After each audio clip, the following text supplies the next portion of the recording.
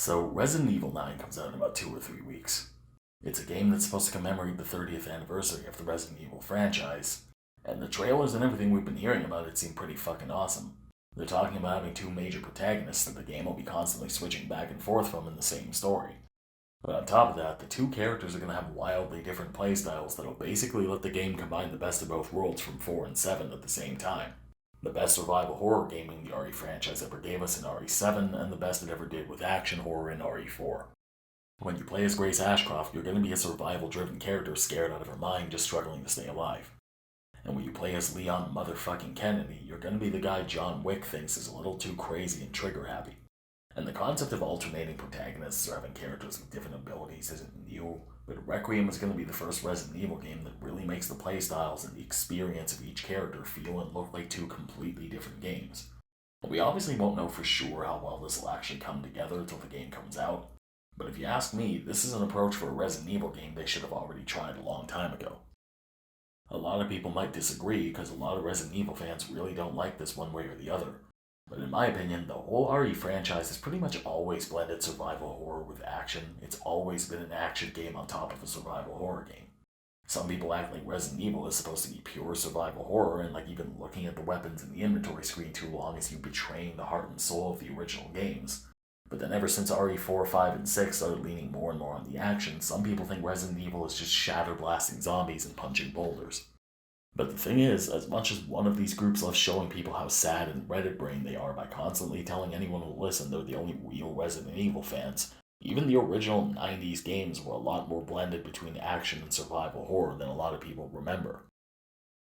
Now, for some context, I got into Resident Evil with the original 1, 2, and 3 a while later in the early 2000s. This was before Resident Evil 4, but still years after these games actually came out and after gaming in general was really moving away from the kinds of games they were making in the 90s. So maybe that says something about my perspective on all this. Because most people will tell you combat wasn't the point of the original Resident Evil games before RE4. And with the tank controls and the fixed camera angles and how limited the game made things like ammo and healing items, this was mostly pretty accurate. The older games made you a lot more careful every time you had to fight something in almost every way you can think of. Even just the janky controls and the camera angles really gave you the sense of being anxious and overwhelmed, a lot like the actual characters who were stumbling into a zombie apocalypse and were fighting just to survive. Then on top of that, having to make sure you could scrounge and try and save as many rounds and herbs you could find to actually make it through the game while only having enough inventory to even carry so many items and weapons in the first place only made this more dire and desperate. So the kind of risks and limits when actually fighting them really encouraged you to try and avoid the flesh-eating monsters that could rip your face off a lot of the time. But the thing is, even then, I'd still argue even the very first Resident Evil game revolved a whole lot more around action and combat than most survival horror games. The RE games were always more of an action game than some people realized. Because unlike Silent Hill or something like the Amnesia games, Resident Evil always placed a lot more emphasis on fighting or killing the monsters with as much violence and badass action shit the devs could reasonably pull off. The very first game gives you a literal arsenal of like 7 different guns and grenade launchers and flamethrowers on top of a knife you can already go full Rambo with from start to finish. So it wasn't exactly subtle about trying to push a certain level of action. And then to go with this, the entire first game takes place inside a zombie-infested mansion filled with tons of narrow hallways and tiny rooms enclosed in spaces. And the game threw so many different types of enemies at you with so many different tactics and strategies to them inside these narrow spaces that a lot of other times, most players still found it easier to just fight their way through no matter how janky the combat was. In so many situations, the game was outright pushing you to use these weapons to kill as many zombies as you could. And even if you went out of your way to avoid combat, the game was still constantly throwing these at you and making you at least think about all the different ways you might have to kill all the different monsters it was throwing at you. So even though you can avoid combat, the game still shows you and gives you so many ways and so much over-the-top firepower to fight and kill zombies that you're actually a lot more encouraged to resort to combat than you are in most of these kinds of games. And no matter how much you avoid combat, the one thing you can't avoid is the boss fights. And in 90% of Resident Evil boss fights, the game 100% puts its focus on unleashing as much damage or violence or 80s movie action as possible with what they give you. While other survival horror games go for boss fights that are a lot simpler and are really only there to add more horror and dread and psychological tension to the game, most RE boss fights are a lot more over the top and focus a lot more on action or combat. You're really encouraged to use your most devastating weapons or do as much damage as possible. And these are such a major part of these games that for a lot of people, they're actually the most memorable things that define entire games. And even when you were just doing a knife-only run or with the fights that are a lot more environmental and scripted, the whole design of every single encounter is still a lot more excitement-driven and focused on dealing as much damage as possible to beat the giant monster instead of just surviving it. I mean, the first game even ends with you being given a fucking rocket launcher and blasting the final boss to literal pieces like it was a B-movie action flick, and this actually became a reoccurring ending in Resident Evil games.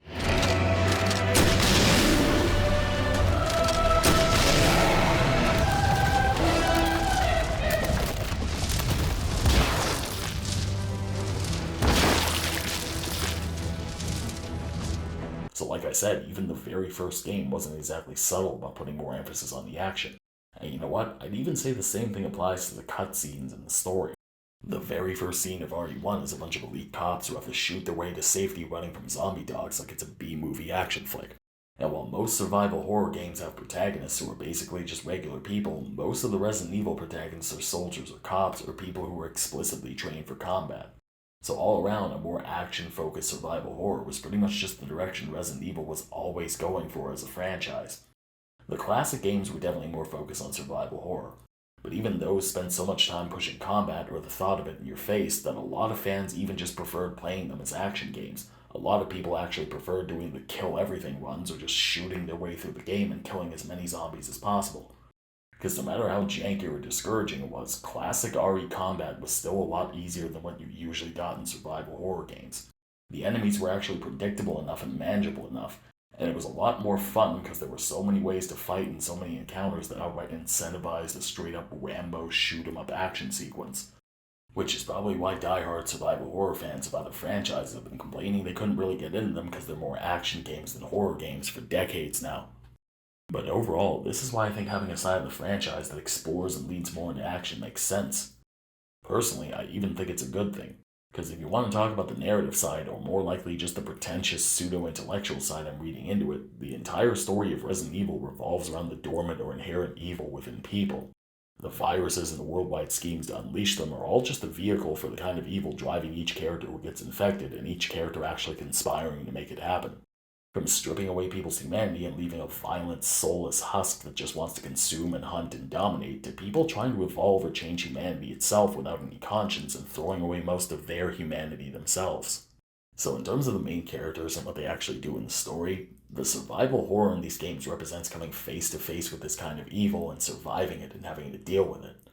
But then the action horror, that's also always been a major part of these games, also represents actually fighting back and standing up to it and challenging it head on. And since this has always been such a big part of the franchise since the beginning, it's kind of expected later games would eventually try and take this further. But more importantly, games that lean more into action are just more fun. And whatever else it is, Resident Evil is a franchise about being badass and blowing up zombies. You might think that sounds unsophisticated, but we're already talking about a bunch of video games about killing zombies. So you have to already be a little open-minded about what's actually good and bad instead of these surface-level overviews in the first place. And you know what, for a lot of people, Resident Evil is a beloved franchise that's a lot more than that, but I'm not saying this to try and minimize it or denigrate it. I'm a fan of it. I've been a Resident Evil fan for a long time. But the way I see it, people look to Resident Evil the way people used to look to Terminator movies before those started turning to shit. When it comes to horror games, Silent Hill is a franchise that tries to be more like Blade Runner in terms of being thoughtful and slower paced and introspective. But Resident Evil has always been more of a thriller. It's always been there to excite and entertain more than to make you think or give you nightmares. That doesn't mean it can't do both, but a lot of people still come to it expecting to be more indulged. And if it wants to work in deeper subtexts or a broader kind of experience, it has to do it along the way. And really, both of these are perfectly valid approaches to media that just do different things. Neither one is inherently better than the other. And personally, this is why RE4 was one of my favorite games in the franchise. There are some people who really don't like it, but to me, 4 was the perfect next step for everything I just mentioned. Because of all the Resident Evil games, 4 was the absolute best we ever got in terms of blending action and survival horror together. It was the game that actually proved this could work perfectly in a Resident Evil game. And while I'm really looking forward to the fact that chapters with Grace look like they're trying to do RE7 again, I'm also really hoping the parts with Leon finally bring back everything that made RE4 so good to begin with that completely went away in 5 and 6. Because everyone knows how Resident Evil completely lost touch with survival horror. But to me, RE4 also did something pretty unique on its own we've never seen again. because Capcom's just kept moving further and further from this kind of blended, balanced approach. And while 7 brought the franchise back to horror, there hasn't been an RE game that's actually brought back the kind of balance between action and horror we got in 4. But with what we're seeing with Requiem, this could actually finally happen and actually be something new at the same time. And maybe not everyone wants this for Requiem. A lot of people want this franchise to go back to horror. Along with 2 and 7, 4 was probably one of the most successful RE games ever released, but it's also the game a lot of die-hard classic RE fans consider the beginning of the end. One they hate with a burning passion, because to them, this was where Resident Evil started leaning more and more into action and basically started making it easier and easier to kill the infected rather than making you run away from them. And again, in terms of action horror, there are kind of 2 sides to this. There's everything I just went over, which might explain or just goes on top of the fact that the majority of Resident Evil fans were completely on board with at least RE4. It's one of the best received and best selling games in the franchise, and the majority of fans liked what it was trying to do with Resident Evil at the time. Which, when you had a franchise that was already leaning on combat around the same time gaming in general was leaning more and more into action across the board, was kind of unavoidable. But on the other hand, people who were more into the survival horror or maybe didn't even like all the gunplay and combat in the first place really didn't like what 4 was doing or the kind of trend it was setting for later games. Most people think 5 and 6 and a lot of the games that came after pretty much forgot about horror completely and just kept dialing up the action until there was basically nothing left to be afraid of anymore. Until the literal flesh-eating monsters that used to rip your face off if you weren't careful pretty much stopped giving you any sense of dread or anxiety and basically just turned into generic cannon fodder you could mow down. And while most of this is centered on 5 and 6, some people even think 4 ruined the survival horror just by letting Leon fight more aggressively or giving players more freedom they didn't have before. And really, this is where I'm a lot more in the middle, because in my opinion, B-movie action and violence have always been one of the low-key cornerstones of the franchise. I definitely think you can do Resident Evil with a lot of action. But at the same time, I definitely think you can overdo it, and more importantly, really ignore the more fundamental parts of the franchise, because that's exactly what RE5 and RE6 did. And for me personally, Resident Evil 5 and 6 were literal trash. If you're one of the people who used to watch my other videos, maybe you're surprised, because I've talked up games a lot of people really don't like, but there's no fucking way I'm shilling for RE5 and RE6. And again, I know on the other side there are a lot of people who love 5 and 6 and prefer those kinds of games to the other ones. This is probably why the CGI movies produced by Capcom basically embody 5 and 6, but again, all this is just my opinion. There are things I like about 5 and 6, more 5 than 6 really, and with better writing, I even think a lot of the gameplay problems wouldn't matter as much. But overall, 5 and 6 just felt like the most generic, over-the-top shooter games that really got rid of most of the things that actually gave Resident Evil its identity in the first place. But 4 is where Resident Evil found the perfect middle ground. It was definitely different from classic Resident Evil, but in terms of blending action with survival horror, 4 undoubtedly did the best we ever saw and really proved you can mix these things together while still maintaining the original character of Resident Evil. RE4 really let Leon let loose and really made the B-movie action a lot more central and visceral and deliberate, but still kept enough of the horror and the survival elements to really keep you on edge and keep the tension running high from start to finish. Leon goes from a rookie cop to Jason Bourne getting tips from the Winter Soldier. He can easily go 1v3 or 1v4 with the Ganados, and with a knife and a pistol, he can just go to town on an entire village square of infected freaks like he's the star of John Wick Z or some shit. This was basically when the game started acting like doing those knife-only runs and the originals were actually supposed to be taken seriously.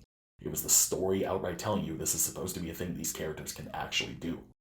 But even then, the game was still always making you think about survival. You still constantly had to manage ammo and think about healing and conserving your resources. And even with all the guns and all the new combat moves, enemies were still very, very dangerous and could easily chew through your health or just mob you and kill you the moment you made a mistake or got too confident. And fighting was still so risky and so costly, you still had to constantly think about whether it was better to fight or just run for your life. And in terms of horror, the infected villagers and the cult and everything they were doing with Las Plagas actually seemed very sinister and unnerving and gave you a real sense you were dealing with something disturbingly inhuman. Everything about them in the setting was legitimately creepy and felt disturbingly unnatural. Throughout the whole story, there was a real sense of dread and being completely overwhelmed. It always made sure the infected and the conspiracies felt dangerous and real and unsettling on an instinctive, primal level instead of letting them seem like generic, sterilized bad guys who were two-dimensionally evil without making you feel afraid of them.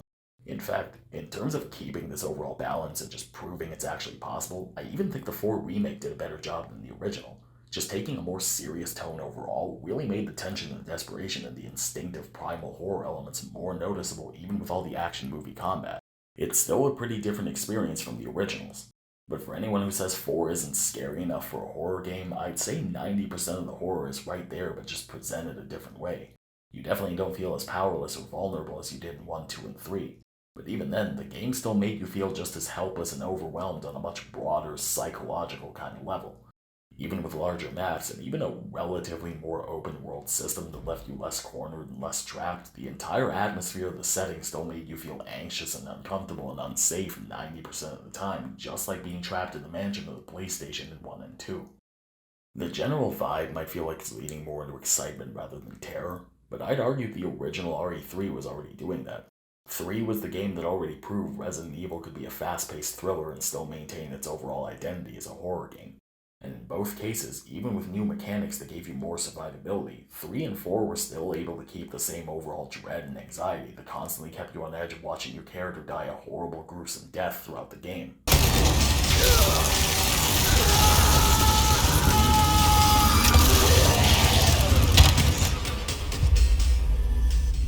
And in terms of jump scares and a more visceral kind of horror, there were even some areas 4 went even further than the originals. Because just with the new game engine, the kind of grotesque body horror we saw in 4 was even more extreme than anything we were getting in 1, 2, or 3. And with 4 and 3, the new mechanics even made some of the jump scare moments more intense. Because on top of suddenly throwing enemies at you out of nowhere, the game started making you use these new mechanics to run or fight for your life in full-blown sequences that were 100 times more intense. But then on the other end, if you're a 5 and 6 fan who doesn't like the older games or toned down combat, then in all likelihood, the RE4 approach probably still does more for you than the people who don't like combat. Because if you're into the action, RE4 still gives you a shit ton of action. And while survival horror, and by extension its purists, are a lot more particular, action games as a genre are a lot broader and more varied and mixed to begin with. And since the overwhelming majority of RE fans like 4 across the board, I'm assuming we're talking about smaller groups here either way. But personally, I've never met a fan of 5 or 6 who didn't like 4. And even though I'm sure there are people who feel this way, I've never even heard of anyone saying they won't play it because there was too much horror or because the survival mechanics bogged down combat. Overall, I think most action fans are on board with the RE4 formula. But either way, all this just shows the RE4 approach was the closest Resident Evil ever got to exploring both sides of the franchise at the same time. I think 4 was the closest RE ever got to a perfect balance of action and horror that we really haven't seen again since. Which is why it's pretty sad it took till 9 for them to finally at least try and come back to this. Because whether you liked it or hated it, 4 at least proved this was a very viable approach to a Resident Evil game on its own for at least the majority of RE fans. But you know what? While bringing back the RE4 formula with Leon is an absolute godsend, this is where I gotta change gears for a second. Because as much as I've been talking up the action as a major part of the RE franchise, I think games like 5, 6, and 7 have really proven that horror is the most important part of a Resident Evil game. Horror is what actually makes Resident Evil interesting to begin with. This is what I think 4 understood and why I think 5 and 6 were just so bad. Because without the horror, or with a very superficial imitation of it, the games become generic and boring and even almost totally disconnected from the rest of the franchise. Now, Resident Evil 7 was actually very unique in the franchise. A lot of people talk about how 7 was Resident Evil going back to horror, but like I've been saying, Resident Evil was never completely horror or survival horror. Unlike Amnesia or something like Fatal Frame, it's always placed a lot more emphasis on combat and even on B-movie action than almost any other survival horror franchise from the very first game. But to me, 7 was the game that really broke the mold on this. In fact, in terms of Resident Evil, I'd even say 7 completely reimagined the horror almost the same way RE4 completely reimagined the action. And while personally, 2 and 4 will always be my absolute favorites, RE7 was the game that really showed us what Resident Evil could actually be as a horror game. Because in terms of doing horror, 7 even went above and beyond the original Resident Evil games. Capcom really put everything they had into this intense, unnerving psychological horror, and they really pulled it off perfectly. They really created this gripping, visceral horror where the characters in the story and the whole entire atmosphere of the game was legitimately unsettling or disturbing in ways none of the older games had ever managed before. 7 was basically Resident Evil meets Silent Hill mixed in with the Fear games. It took everything I said about Los Illuminados in 4 and really dialed everything up to 11 with the Baker family and Eveline. It made the whole host of infected in the game as unnerving and unnatural as possible, but it actually made them even more unsettling by putting some very human qualities behind their infections that actually made them even more disturbing. And then game-wise, 7 even made the player more helpless and more vulnerable than almost any other Resident Evil game. Because this time, Ethan Winters was a completely normal civilian with no combat skills or training. He's a totally helpless person who's just trying to get through the ordeal. So while combat as other characters at least made them feel competent, combat in RE7 felt sluggish and timid and absolutely terrifying. And really, all this is why I think 7 was one of the most significant games in the franchise. Personally, I'd say it's in the top 3 along with 2 and 4. It single-handedly showed us what RE horror could actually look like and how good it can actually be. And when you look at what we're seeing with Requiem, this is exactly the kind of experience they're trying to give us as Grace Ashcroft. We see the same exact kind of gameplay and the same exact kind of helplessness and terror everywhere she goes. They clearly modeled everything about her chapters after RE7 the same way they modeled Leon's after RE4. Grace's part of the game seemed to focus on hiding from the infected and getting around them or getting away from them. And when we see her using a gun, she seems jittery and out of her depth the way a normal person would be, just like in RE7. She's supposed to be some kind of FBI analyst, so she might not be as untrained as Ethan Winters, but she's clearly a lot less capable than even Leon or Claire were in RE2. And then on top of that, she's gonna have to investigate these terrifying places filled with grotesque, ghoulish monsters while she's actively being hunted by a highly intelligent psychopath who seems like he wants to use her for his science experiments all on her own with next to no chance of defending herself. And really, what all this means is that at least half the game is actually going to revolve around pure, vulnerable 7-style horror. Half the game as Leon is going to be RE4-style action survival horror. But half the time when you're playing as Grace, the game is going to be pulling you back into this intense, helpless, gripping kind of psychological horror. The two are supposed to be separate characters in separate chapters, but the fact that the game will be constantly switching back and forth between the two of them in the same playthrough means the overall experience of Requiem itself is actually going to be something we've never had before. And if they do it right, it might even actually give that RE4 formula a bit of a boost. It might be a whole new way of balancing action and horror and survival like we've never seen before. If they do it right, the Requiem formula could actually be the new perfect middle ground for all the players who liked 4 and 7. It would probably be even more balanced and more rounded with top-tier horror for all the people who said 4 wasn't scary enough, while still delivering on the badass action a lot of RE fans have gotten used to at the same time. In fact, in terms of mixing different playstyles, RE7 even kind of indirectly gave us a preview of this. For the Not a Hero DLC where you played as Chris Redfield, the same exact game suddenly went and gave you completely new combat mechanics. In the same exact game when you played as Chris, you suddenly had significantly better movement and better aim and whole new combat abilities and a whole new arsenal you could use to wipe the floor with the infected. And unless you were a horror purist, it was actually a very natural and seamless shift if you could get into what they were trying to do with it. So actually leaning into this and marrying these different playstyles together a lot more deliberately in one storyline might actually make for the kind of Resident Evil game a lot of people can be happy with.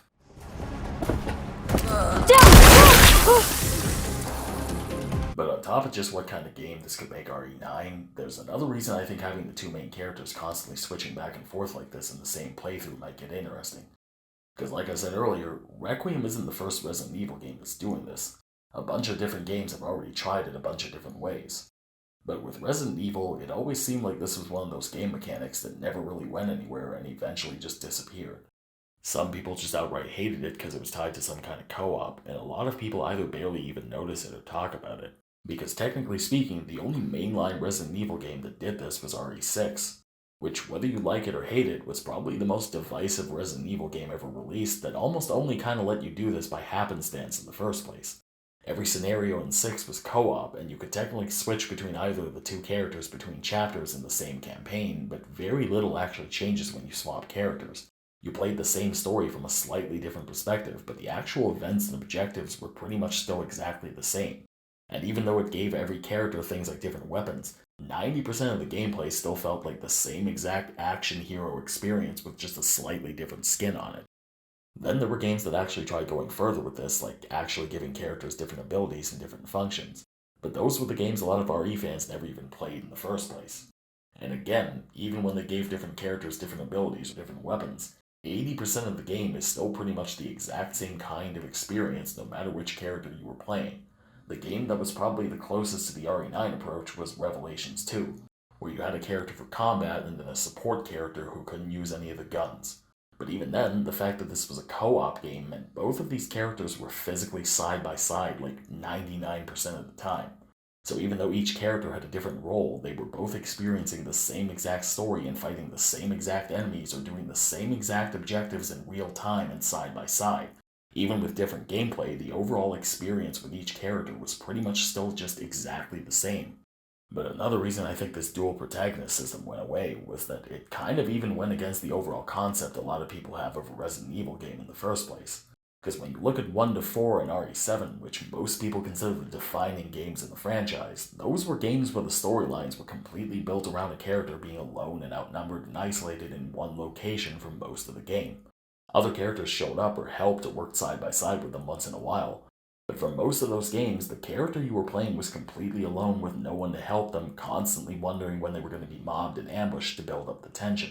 This was one of the reasons the different scenarios in the older games were completely separate campaigns. But based on the trailers and the showcase, Requiem is actually going to try a whole new approach this time. It's basically going to try and do both these things at once. It's going to try and have Grace and Leon actually directly partnering up, or at least directly and actively helping each other, but it's also going to be sending them in different directions and actually isolating them as individual characters who are almost in their own completely separate games the rest of the time. It looks like the two are going to meet at some point after the intro or just somewhere into the game, and then after that they're actually going to be getting directly involved in each other's missions and even directly teaming up with each other. I'm coming with you. They're each going to be major characters in each other's stories that'll actually feature in major ways and directly play into one another's story arcs. And while it doesn't look like you'll be co-oping or manually swapping back and forth, we already know they'll be constantly switching between the two characters between different chapters. And with how much they're leaning into this, I wouldn't be surprised if they even end up working directly side by side in certain missions. Maybe we'll get a few Leon chapters with Grace following him around like a more powerful version of Ashley who can actually shoot guns. But then at the same time, the game is still going to treat each character's side of the story a lot like how they used to treat the different scenarios. It looks like any kind of coordination or working together is still just going to be a small part of each character's story. They're both still going to have their own separate missions and separate roles that'll still have them going and doing different things and even in totally different places, even if they're working together or helping each other. Just like the older scenario games, it looks like they'll each be hot on each other's heels and investigating a lot of the same general places with a unique perspective on the same larger events. But most of the time, each of them is still going to have their own separate character arc where they're exploring and dodging zombies all on their own. Overall, it looks like it'll basically be like playing Claire's scenario and Leon's scenario in RE2, but at the same time, and with the characters actually a lot more directly connected. And this time they're even going a whole lot further. Because while the original RE2 actually did have Leon and Claire trying to coordinate and keep in touch, Requiem really looks like it's going to create a much more deliberate and direct and elaborate connection throughout the story. But on the other hand, on top of actually giving them wildly different game mechanics and playstyles, the game is going to go a lot further with putting them in totally different parts of the map with different objectives and different missions. And their storylines are actually going to be a lot more different and independent and a lot more personalized. And honestly, this is something Capcom should have already tried a long time ago. We obviously don't know yet how this will actually come together in RE9, but the idea itself was always the pretty logical next step. It was the logical next attempt given all the shit they already tried in other games. The idea of actually taking two separate scenarios like we had in RE1 or RE2 and then just putting them side by side instead of doing co-op or RE0 would actually kind of give you the best of both worlds between the different games. Because one thing that was actually pretty good about a lot of those other games was that doing this actually gave them another way to make the different character arcs more three-dimensional. It's obviously not a requirement. 2 and 7 probably had the best written storylines of the franchise, even with just one main character at a time. But actually tying together multiple major central character arcs by having them play out side by side and actually building directly off one another, and even just showing these different crucial characters interacting and building up on their dynamics really gives them a pretty big way of fleshing out a larger story. It really gave them this narrative synergy you really can't get from having totally separate scenarios or just tying the scenarios together in very loose, tangential ways like they did in the original RE2. And in terms of writing, just having more ways to show or explore the relationships of the more human sides of these characters as people actually made the story and the overall character arcs more three-dimensional and well-rounded. And unless you're an old person like I am, playing it for the plot might be a fucking meme at this point. But there's a reason that meme of Leon continuing the Redfield bloodline exists in the first place. There's a reason so many Resident Evil fans are fucking shippers. And there's a reason even the most anime generic sounding characters like Leon Kennedy or Jill Valentine have such massive fucking fan followings. Because even in a zombie horror game, these are characters with a lot of charisma and a lot of unique and interesting qualities on top of being the most badass zombie killers in gaming. And they've been around for so long and so many storylines, Capcom's actually given them so much history and so much character that a lot of people have grown very, very attached to them and their overall character arcs. But at the same time, if we're going by what they're showing us for RE9, then Capcom might have found the perfect way to do this and still preserve that peak Resident Evil isolation and overwhelmed helplessness. They might have found the perfect way to tie these stories and these characters together while also keeping to the original formula as much as possible. But you know what? Even if Requiem somehow screws the pooch on this, the idea itself still can work if it's done properly. You can bring the scenarios and the characters together in between sending them off on separate storylines the rest of the time. And you can still design the rest of the game exactly like the mainline hits everyone liked so much around each character individually. And really, this is something I even think they could have pulled off with the RE2 remake back in 2019. To me, the 2 remake, more than any sequel or any other Resident Evil game, really proved that they could change the overall format and still maintain the most important central aspects of the original Resident Evil games, that they could still recreate that same vulnerability and that same desperate struggle for survival, and really just the same general things that actually appealed and spoke to players in the original, even with a totally different kind of game and totally new game mechanics.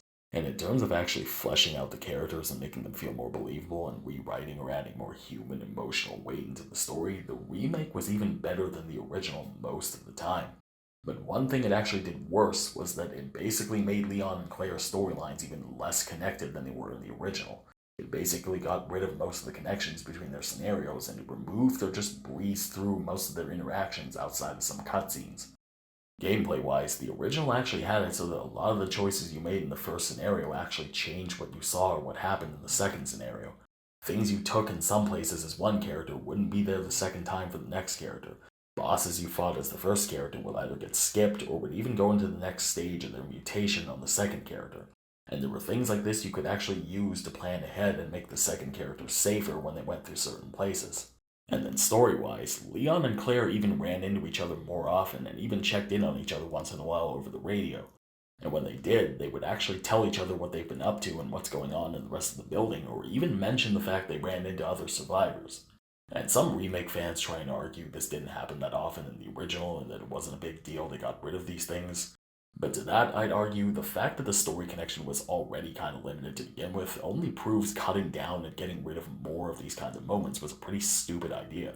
Because when so many Resident Evil projects and even the ending scenes of this very game blatantly try and emphasize the relationship between these two characters, then it's pretty important you actually build up to that and try and justify it in what's supposed to be the first game so it actually seems earned. But this is where I think Requiem can actually change things. And I don't just mean for RE9, but for future games. Requiem looks like it's going to be a major success. The fanfare around it is already pretty huge, and it really looks like it's a game that's going to bring back the most successful aspects of the franchise. And depending on how it's received by the fans, the new formula they're trying for dual protagonists might be something they stick with and experiment with going forward. Future games might actually start using this, or at least some version of this, and not just sequels, but any future remakes they're probably planning at the same time they're working on Requiem. And while a lot of people have been speculating about what the RE5 remake is going to look like, the one where I'm really curious to see what they're going to do is the RE1 remake. And I know the topic of an RE1 remake in the RE engine is kind of controversial. I know the idea of remaking the game just hurts a lot of people's feelings. They think Capcom is going to send USS to their house to delete their 2002 remake and force them to play the RE remake. Or they're going to brainwash innocent children into liking the wrong kind of video games and completely ruin their lives. But at this point, I think it's kind of inevitable that RE1 is going to be remade. Whether we like it or hate it, the remakes have been a massive success for their studio, and eventually Capcom is going to circle back to RE1. And looking at RE9, everything I've been talking about with the alternating perspectives and the connected scenarios is something that would actually be really cool to see in an RE1 game. We know that some version of both scenarios in RE1 are canon. The overall events of Jill's and Chris's plotlines are both canon, but unlike RE2, we've never had an RE1 game that's actually tried to bridge the two scenarios. So fans have spent 30 years arguing about which version of the mansion is the correct one. With the RE9 model, an RE1 remake wouldn't just be a new way to play the game. It could actually be a definitive way of letting us see a whole cohesive story while still giving Jill and Chris their separate character arcs and still letting the game recreate the same vital elements of the original. It could actually let them do what they did with the RE2 remake, but improve on it. You might be arguing the RE1 scenarios were too different and they'd have to change too much of the story, and RE1 remake would probably have to be the one that's the most different from its original of all the remakes. But we've already seen with RE2 and the RE4 remake and its Separate Ways expansion that it's really not that hard to rewrite the plot to split the map and save certain areas or certain events for different characters and still maintain the same overall story. And obviously an RE1 remake couldn't be exactly like what they're doing with Requiem. Jill and Chris are a lot more like RE2 Leon and Claire. They're both relatively equally capable of the same things. So gameplay-wise, they'd both be a lot more similar. But a version of this could actually still work and actually make the best RE1 game we've ever gotten if they do it right. The game could actually alternate back and forth between Jill and Chris and actually have them exploring different parts of the mansion at the same time to cover both of their separate plotlines with Barry and Rebecca. And with RE1, a remake could even spice things up and bring back some choice to the mix. It could leave it up to the player who ends up captured in a cell and who goes on to fight the tyrant. But having the characters separate would still let them have the same kind of gameplay we got in the RE2 remake. Each character would still be completely on their own most of the time and still struggling just to survive their first encounters with zombies and bioweapons. And they already have the formula for the kind of survival horror everyone actually liked from the RE2 remake. But overall, this new game formula just has a lot of potential all around. I don't know exactly what they're going to do with it in Requiem, but I'm really hoping they do as much as they can with this. I've always wanted a Resident Evil game that was more like the originals, but where you could actually have the different characters more connected. I've always wanted to see the survivors at least thinking about helping the other survivors. I've always wanted something like a joint stash where either character could pick up items and store it away for whichever character that needs it. And whether anything of this makes it in Requiem or an RE1 remake or just any future Resident Evil game, there are a lot of things I think they could actually do with this.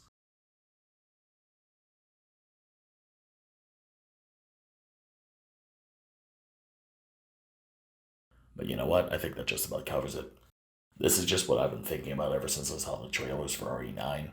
This is what I think, or what I'm hoping, this new kind of game formula with RE Requiem could actually do, and not just for Requiem, but for other Resident Evil games.